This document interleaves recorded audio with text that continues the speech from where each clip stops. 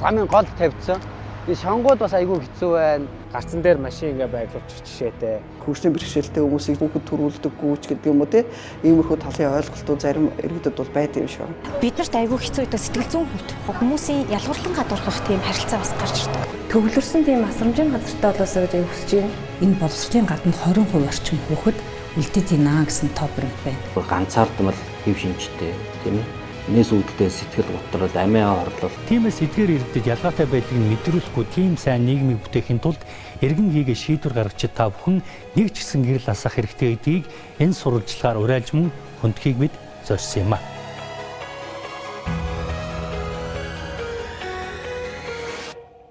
За Монголын үндэсний олон нийтийн телевиз Монголын мэдээ сувг өнгөрсөн 7 хоногт 5 өдрийн турш одоо хөгжлийн бэрхшээлтэй иргэдийн тулгымцсан асуудлыг хөндөж одоо үзэгч та бүхэн сурлаар мэдээ сурвалжлагыг хүргэсэн. За тэгвэл энэ мэдээ сурвалжлагаа бид багцлан хөндөг сэдэв болгон та бүхэнд дахин хүргэж байна. За Монгол улсын хэмжээнд 120 орчим мянган хөгжлийн бэрхшээлтэй иргэд байна гэдэг судалгаа сүүлийн байдлаар гарсан байдаг.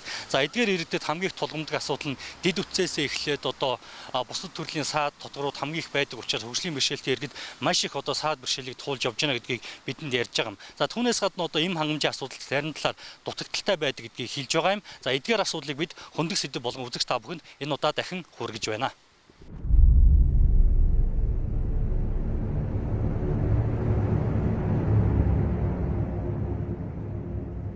За улсын нийслэл Улаанбаатар хотод явган үний зам талбай стандарт хүртээмж 100% хүрч бичиж чадаагүйг бид мэднэ.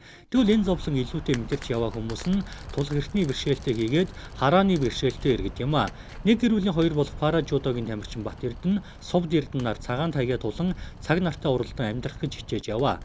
Харин гэрээсээ гараад л дэд үтэс тааруу тэр дундаа тусгайлсан тэмдэглэгээ бүхий зам эхлэх цэгээсээ дуусах цэг хүртлээр байдаггүй нь заримдаа хаана яваагаа тэмтгэхэд хүргэдэг гэж хэлж байна. Энэ мэт ялгаатай байдлыг залруулж улам сайжруулж өгөхийг тэд туйлын хүсдэгэ хөндөж байсан юм а.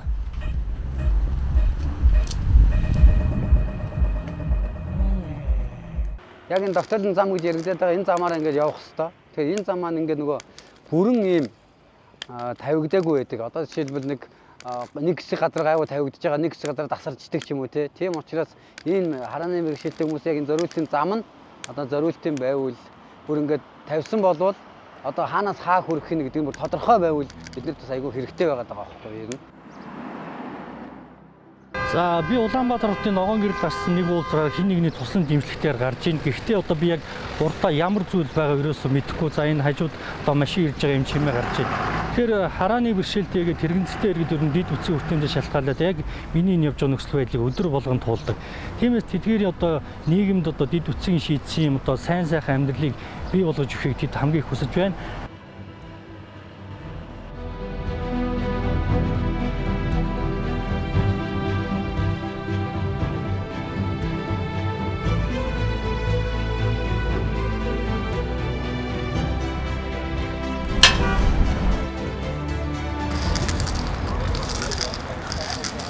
Ямар гэрлэлсээр ямар гэрлэн дохиод уурах уу гэд гэрлэн дохио бас шийдэж өгвөл зүгээр. Тэгээд энэ брэйл замаа бас айгүй тодорхой байлгуул зүгээр.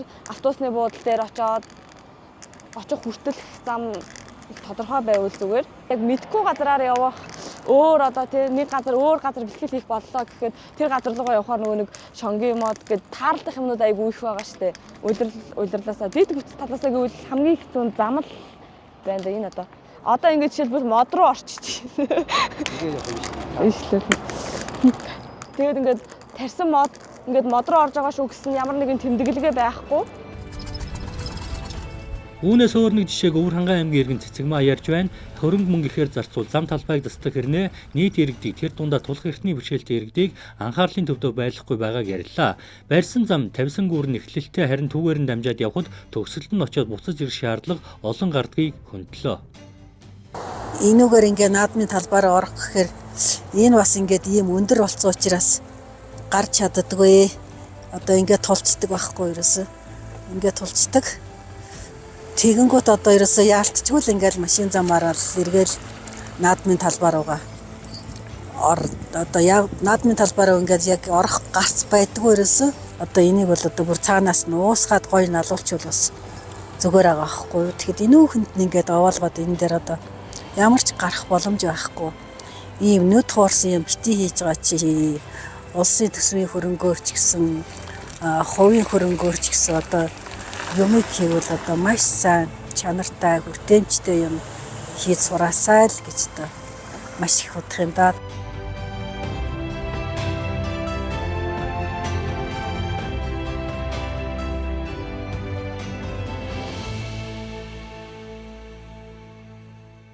Сул хараатай байдаг хараатай хүү явахд орог хэцүү шахав шүү дээ. Дандаа налаг автангаар хийж дандаа өндөр намтай хараагүй болон тэрэгцтэй хүн явах боломжгүй. Таягаараа тэмдрээ яв гэхээр дандаа өндөр намтай болохоор ингээд таягийн дулаа хөдөлтгөө. Тийм байдалтай байна л да. Налан улаг болвол хангагдахгүй байхгүй юу? Энэ дээр бол миний хувьд бол зайшгүй нэг хүний дэмжлэгтэйгээр бас өөр дугуйт хэрэгсэл ашиглаж байгаа хүмүүс гэсэн зайшгүй нэг хүндрэл учирж байгаа байхгүй юу? Хамгийн гол нэг тэр явган зам талбайгаар хичнээн хүний ачаалттай байна те. Ямар иргэдийн хоорондын нэг зүрх орон зай эдрийг бол маш сайн мөнгө төлөвлөмөр л байгаа юм л да. Хүндрэлгүй, эрсдэлгүй ийм стандартын дагуу байх хэрэгтэй. Одоо та бүхэн ингээд сурвалжлаад харахад зарим одоо төрлийн налуу шат бол ер нь бол тэрэгэн цэртэй иргэн байтугай алхаад явдаг хүн хүртэл зорчход хүндрэлтэй ийм стандартын бус налуу шат хийцэн байдаг тийм ээ. За хоёрдугаар та бүхэн ингээд төрийн байгууллагуудаар ингээд ороод ажиад үзэхэд юу байх вэ гэхээр нөгөө харааны бэрхшээлтэй иргэд маань зорчоод явах ийм хөтөц зам байдаг. Одоо та хүмүүс ч олон улсад бол ийм барцгаар таягтай хүн одоо ингээд мэдрээд явах зорилттой ийм барцгал шат байдаг. Ийм шат эднэр байдаг. За гадна талдаа хэдийгээр налуу шаттай боловч ороод одоо 2 3 дугаар давхарт байрлаж байгаа төрийн үйлчлэгийг хүлээж авах боломжгүй нөхцөл байдалтай байдаг. Тэр болгон байрууд нь лифт одоо хөдөлгөөний бүсэлтийн иргэн зорчих лифт байдаг ч гэдэг юм. Ийм зөрчлүүд бол удаа дараа гардаг аа. За тэгээ хүний эрхийн үндэсний комиссоос хамгийн анх энэ засгийн газрын байрууд буюу энэ төрийн үйлчлэгийг үзүүлж байгаа засгийн газрын нэрийн өмнөөс үзүүлж байгаа энэ байрууд өөрөө стандартын шаардлага хангасан налуу замтай байх ёстой гэдэг шаардлагыг тавиад өнөөдрийн засгийн газрын 10 хэдэн байран дээр ямар нэгэн байдлаар стандартын дагуу налуу шат тавьчихад байгаа нь энэ. Энэс өмнө бол ямар ч налуу шат дээр байгаагүй шүү дээ. Хоёрдугаарт нь энэ хөгжлийн бэрхшээлтэй иргэд зөвхөн одоо төрийн байгууллагаар үйлчлүүлдэг гэвэл тийм биш ээ. Эдгээр чинь бол одоо нийгмийн харилцаанд оролцдог. Бусад одоо хүмүүстэй адилхан урлаг соёлын үйл ажиллагааг үздэг, оролцдог тийм нийгмийн бусад одоо бид бүтцийн байгууламжуудаар хүртээмжтэйгээр ингээд зорчиж явах хэрэгтэй боловч. Бусдын буруутай үйлдэлээс болж Эргэн Бэгийн охин 6 сартаа унал таталтын эмгэгтэй болжээ. Тодорхойлбол толгой руугаа хөшиг тогтоогчоор сөхүүлж ийм эмгэгт өртсөн байна. Нэгэн дэрсийн хар толбыг санаа чаналаад явхаасаа гадна охиноо хэрхэн эрүүл саруул болгож авах талаар өдрийн бодол шөнийн зүүд болж явна. Гэтэл унал таталтын эсрэг эмийн хүртээмж хангалт муугаас гадна хөнгөлөлт багтаа байдаг тул худалдаа авч өдөр бүрэх боломж зарим талаар хаагдаж байгааг ярьж байсан юм а. Энэ зовлон нулимстай олон өдрийг өнгөрөө шалтгаан болж хувирчээ.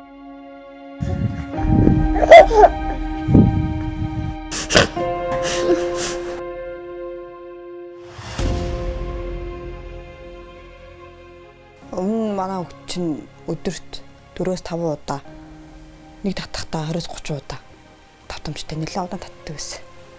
Тэгээ одоо им уугаад эмнийг тохироод им таталтанд багасаад 7 хоногт нэг 2-3 удаа ганц 2 удаа татдаг.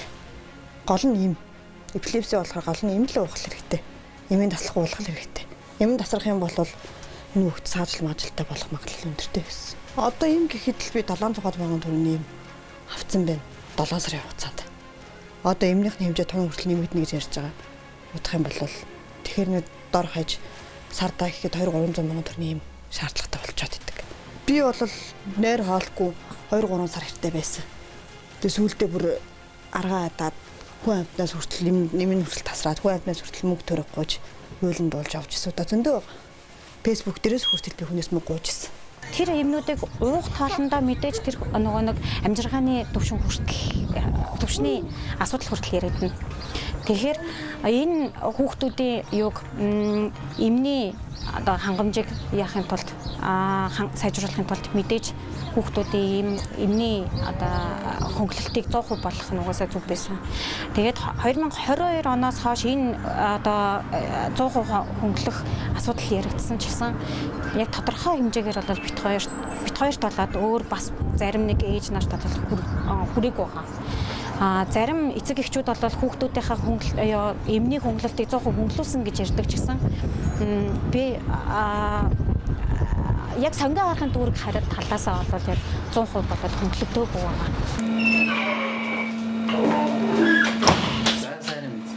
сайн байна уу? За Америкуу танад унал татлын сабрил гэдэг юм байна вэ?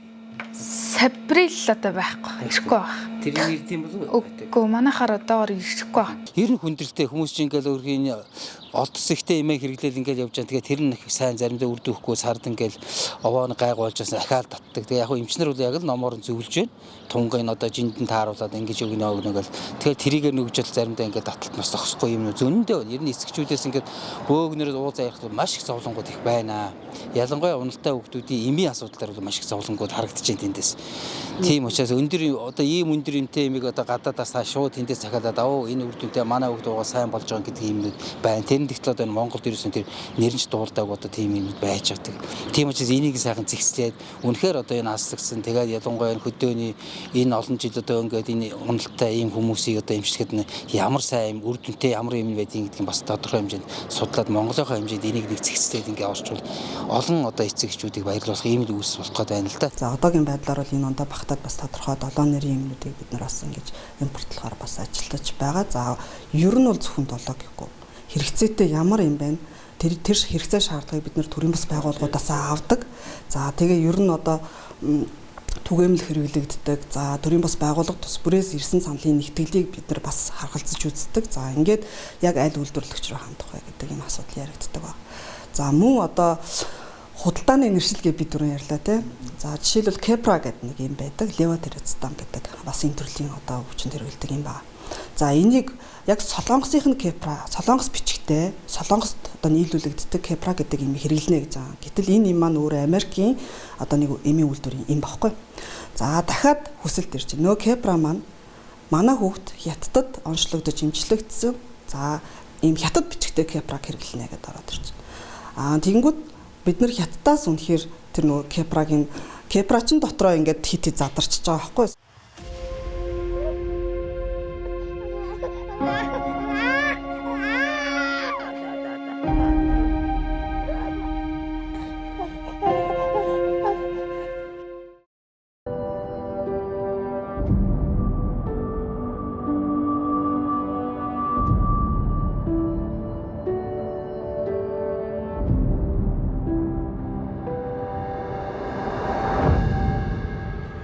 Өсөж өндөж яваа насандаа гэрүүлийн хараа халамжаас гадуур орхигдож үлдсэн олон хүүхэд өнөр үл төвд өнөр бүлийг үүсгэн амьдарч байна.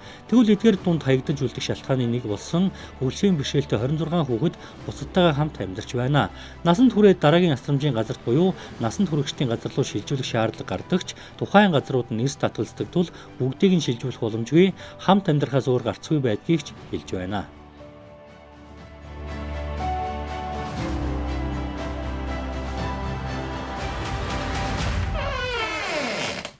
Ер нь бол их хүүхдүүдэд энэ хөгжлийн бэрхшээлтэй олж төрснөөхөө төрөө эцэг ихтэй хаягдсан хүүхдүүд байна л да.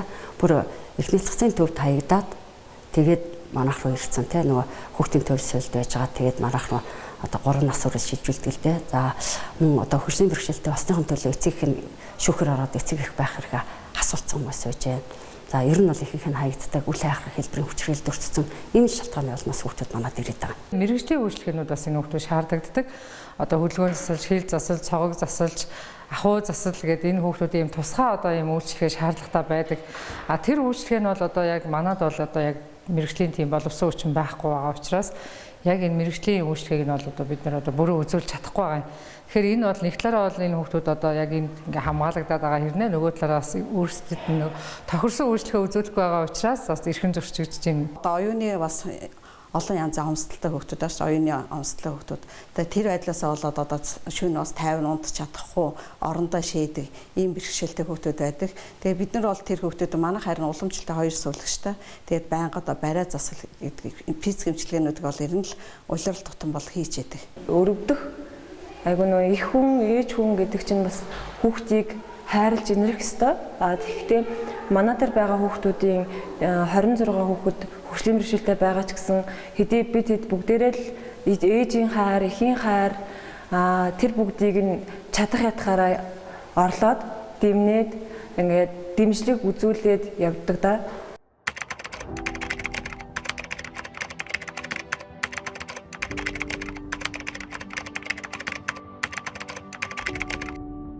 Хөндөх сэдвийн хэсэгт бид сурах эрхийн талаар хөндөх гэж байна. Улсын хэмжээнд хэд хэдэн тусгай сургалттай сургууль бий. Гэхдээ эцэг их нөхцөл гаргах юм бол хүүхдэд заавал тусгай сургууль бус, харин энгийн сургууль бусдтай хамт сургаж болно. Харин үүний цаана мэрэгжлийн багш хийгээд сургалтын хэрэглэгдэхүүн сул байдаг тул сурах эрхээ бүрэн илэх боломж мөн гарахгүй л байна. Ордон дэлгэтэл зүгээр явж байгаа бүдэг. Зүгээр явах уу. Энд чинь тэгээ суугаагаараа унтчихдаг хүүхэд бас ингээд нөгөө цаанаасаа ингээд тайвшруулдаг юм таталтын юм өгж явуулдаг байхгүй.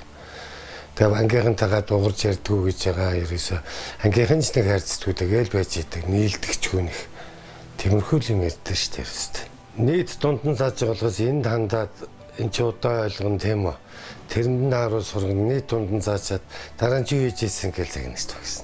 Тэгэхээр тэр чин бэрхшээлтэй тал нь гараад ирж байгаа шүү дээ. Хамгийн сайн сургууль гэрт ойрхон сургууль гэж боловсролын сайд чинь тэгж хэлсэн. Гэтэл би одоо хажуудах сургуультай хүүхдээ аваад очихоор манай хүүхдтэй ажиллах багш хүний нөөц байхгүй гэдэг байдлаар авахгүй байна гэдэг гомдлууд бол 23 оноос өмнө ирж исэн. Тэгвэл одоо өнөөдөр бол манай хүүхд сургууль сурж байна. Гэхдээ одоо юу гэдгийг үе тэнгийнхнийх нь ялгарлан хадгалт байна гэдэг ч юм уу тийм зүйлүүд яригдж байна.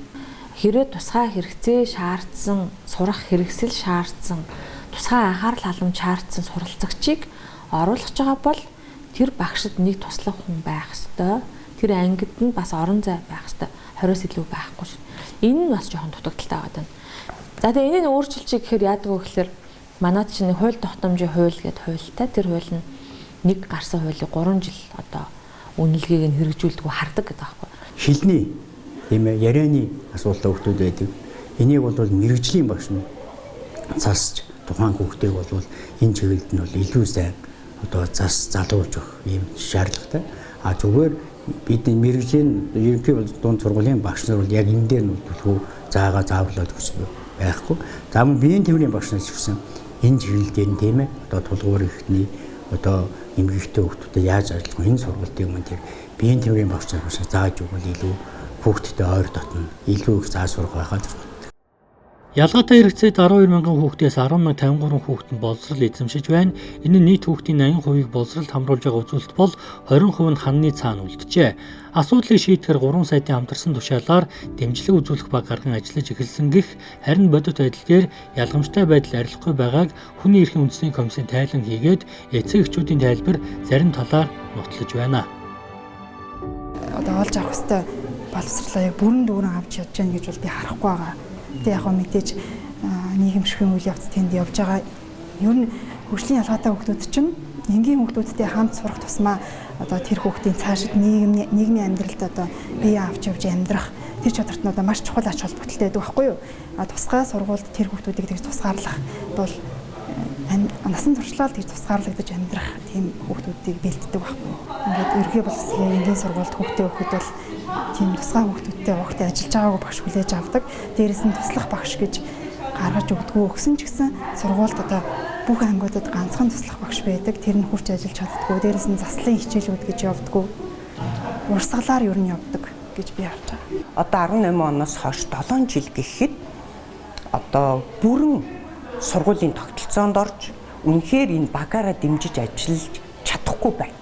Үүнээс болоод энэ хөгжлийн бэрхшээлтэй хүүхэд бүр нөгөө тэр 70-80% гэж байгаа энэ нөгөө сургуульд хамрагдаад яваад байгаа гэдэг хүүхдүүд маань бүрэн тэр чанартай сурах боломжоо эдэлж чадахгүй байна. Энэ чанартай энэ сургалтын одоо хүүхэд чанартай сурахын тулд юу хэрэгтэй вэ гэхээр нэгдүгээр тэр орчин хүүхдэд бий болсон байх ёстой. Тэр сургалтын одоо биед орчин, сэтгэл зүйн орчин, тийм ээ? Тэр дэмжлэгийн орчин бий болсон байх ёстой. За үүний тулд тэр дэмжлэгийн орчин гэдэг дээр юу байдгүй гэхээр тохируулга байдаг тодорхой.